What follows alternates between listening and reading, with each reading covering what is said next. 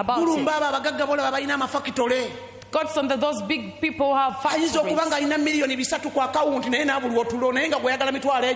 us, you want 50K, for them they have 300 million on their account. Every bank they have money. On every bank they have money. But cannot sleep. That demon came over him. And for you to say, God, if I get 2K. And when that demon comes on you, when it comes on it brings a brother. They come in your bedroom.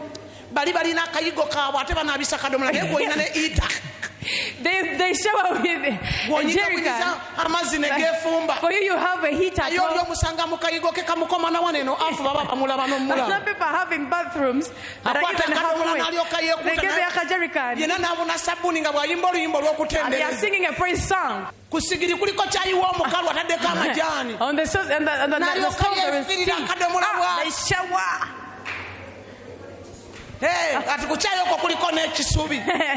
There is a tea leaves with the cassava. Hallelujah.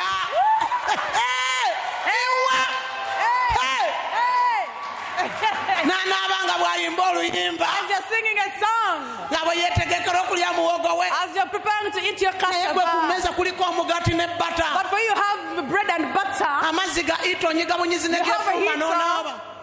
But you don't have that demon of worry. Demon of worrying about things that are not yet done. They have made you lose. Why are they making you worry? Do you know when they're going to get time? They're still looking. Are you still breathing? Are you still breathing? You're having a future. What makes you worry about what you eat? Be free today. Better what dembelero.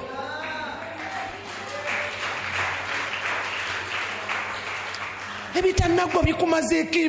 things are not yet done have made you lose. You even jeer yourself at night. You jeer. You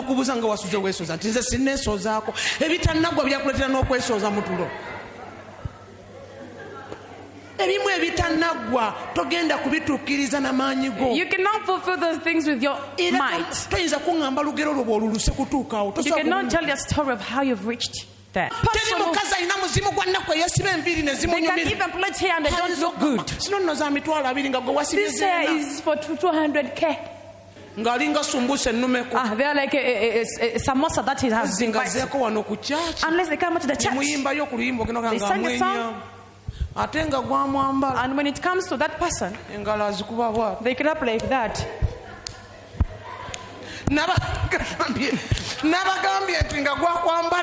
When it is on a person, you look at something and you take long time looking at it.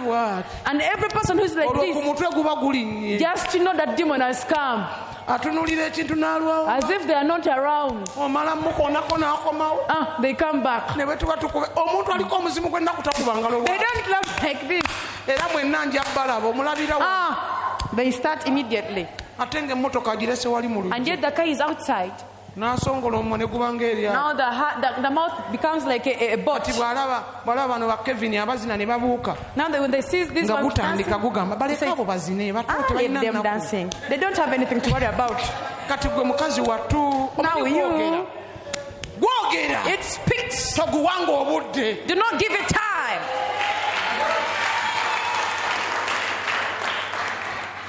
Now Pastor Millie comes out. He says, get the microphone. Now he tells you. She's a grown-up lady, but the way she's pretending.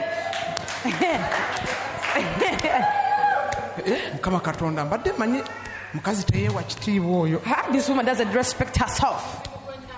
That demon.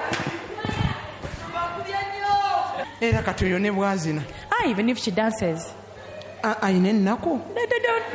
don't have worry. Imam, Yalaba ki? Kati awo nno Shira n'avaayo. Muli ku ki? Now Satanzi, what are you on? Ate temwase You kutendereza. didn't come to praise. N'oyimanga omuntu akutunuulidde. And you said someone looking at Banange you. muyiga okuzinira Mukama nga Learn tuli how mu to dance nnyumba. for the Lord. Tomanyiira.